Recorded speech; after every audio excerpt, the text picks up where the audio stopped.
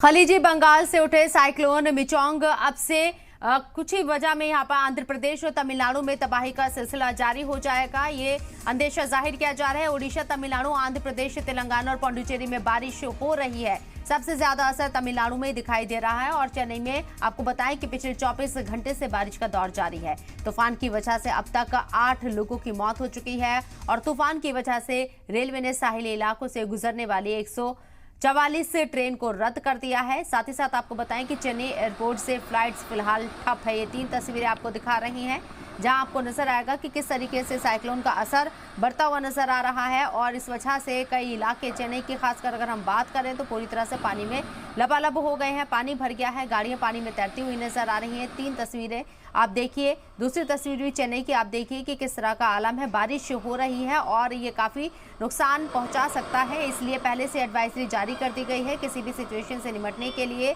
और लोगों से भी एहतियात बरतने की यहाँ अपील की गई है। तस्वीर आप देखिए, रनवे पर पानी भर गया है, कई फ्लाइट्स रद्द कर दी गई है, ट्रेन को रद्द कर दिया गया है।